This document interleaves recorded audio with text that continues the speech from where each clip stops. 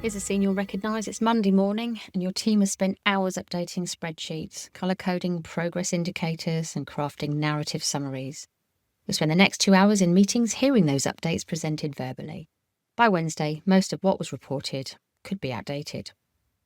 And here's the uncomfortable question. If you stopped doing all of this reporting tomorrow, what decisions would you actually make differently? And for most organisations, the honest answer is not many. Yet we cannot seem to stop. We build more elaborate dashboards, we add more reporting layers, and somehow it still feels like waste, like compliance theatre rather than value creation. So what's happening? The answer is both simple and more complex than you'd expect. We don't actually know what our job reporting is supposed to be doing. We've taken 5 or 6 completely different jobs and collapsed them into one undifferentiated activity called report it. And then we're surprised when it doesn't work well for any of them. Strategic progress tracking needs one approach. Operational health monitoring needs another. Building organisational capability requires a third. Projects need a fourth. And all of this sits within a cultural context that determines whether people report honestly or just report what makes them look good. 3 researchers have studied what reporting actually does from very different angles.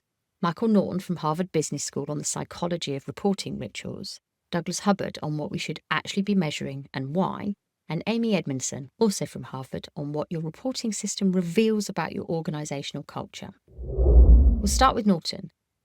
His research shows that reporting is fundamentally a ritual. And understanding it as a ritual explains why it persists even when it seems inefficient and why you simply can't eliminate or optimise it away.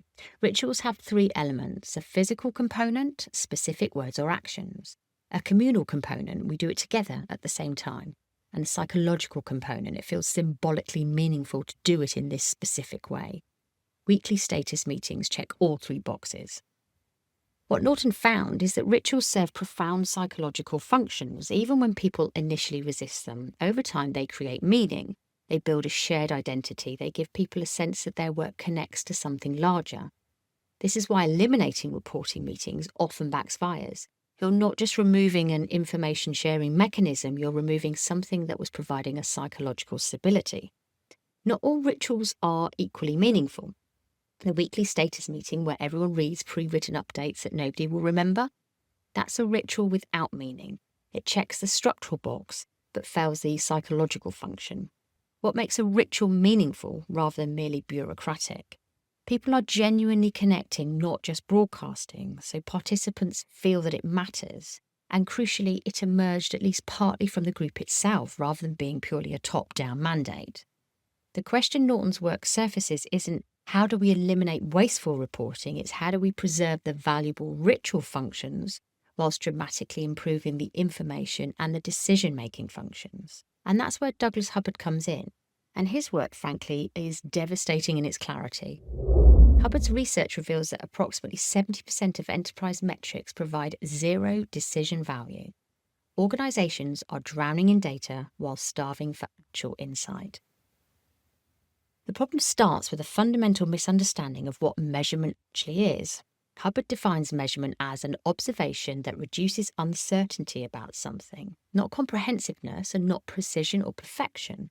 Uncertainty reduction, nothing more, nothing less. This immediately clarifies what you should measure. Things where you have high uncertainty and where the decision impact is high. Everything else is waste. Hubbard's framework introduces what he calls the value of information. How much would better information on this metric actually improve your decision? Again, most organisation metrics fail this test spectacularly.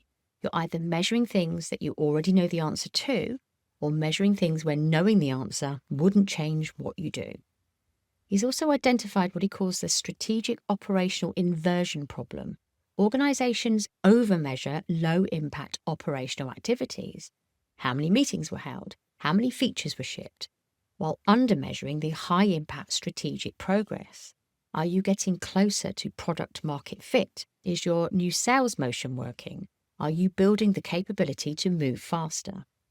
Those questions have high uncertainty and high decision impact, yet most organisations have no systematic way to measure them. The practical framework that Hubbard offers, conduct a measurement audit. For every metric you currently track, ask, what decision would I make differently if I had perfect information on this? If the answer is none or I'm not sure, stop measuring it. You are creating noise, not signal. Then, identify your highest uncertain, highest impact decisions, usually strategic questions, not operational, and design observations specifically to reduce uncertainty on those. One final insight from Hubbard that's worth sitting with: the act of building the measurement system is often more valuable than the measurements themselves. The process forces clarity about what you're actually trying to achieve and how you believe you'll get there. But even if you fix what you're measuring, your reporting system will still fail if people don't feel safe reporting honestly. Edmondson's decades of research reveals something counterintuitive. High-performing teams report more problems, not less. Edmondson defines psychological safety as the belief that your team is safe for interpersonal risk-taking. You can speak up with questions, concerns, or mistakes without being humiliated, marginalised, or punished. In reporting terms, can I tell you my project is behind schedule, or that our key assumption was wrong, or that I made a mistake without facing negative consequence? And her research shows the pattern clearly. In her famous study of medical errors, the best hospital units reported higher error rates than the underperforming units, not because they made more mistakes, but because they felt safe acknowledging them. Poor performing units were making just as many errors, they just weren't reporting them. If your weekly status report shows 5 projects green, 2 yellow and none red, until one suddenly shifts from green to red, that is low psychological safety. Edmondson maps through 4 organisational zones, defined by 2 dimensions: psychological safety and accountability. Leader behaviours that create psychological safety in reporting are specific. Framework as learning problems, not just execution problems. Acknowledge your own fallibility. I may miss something and I need to hear from you. Ask genuine questions, not rhetorical ones that signal disappointment.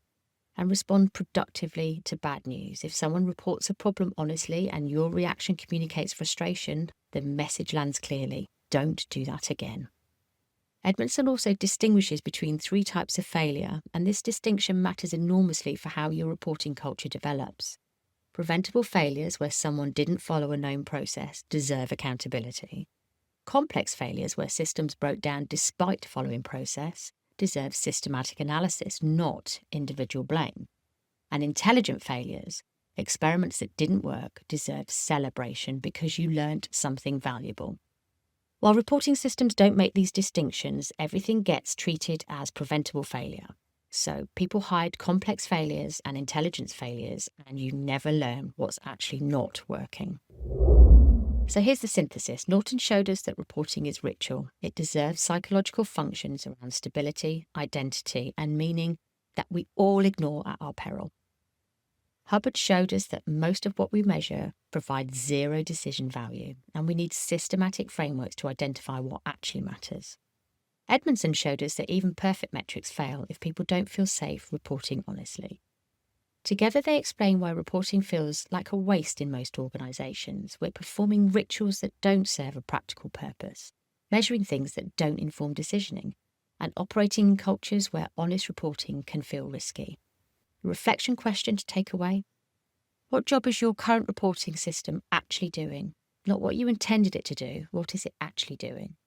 Is it providing stability of ritual whilst producing information that drives decisioning and enables learning? Or is it performing ritual without meaning, measuring things that don't matter and hiding problems until they become crisis? This is just a taste of what's inside the Growth Catalyst community, a place built for CEOs and founders to learn, develop and fulfill their growth mandate and promise. If you're a CEO or founder currently planning, making change and making big strategic and operational decisions right now, this is the community for you. Get 90 days free all access at zockery.com.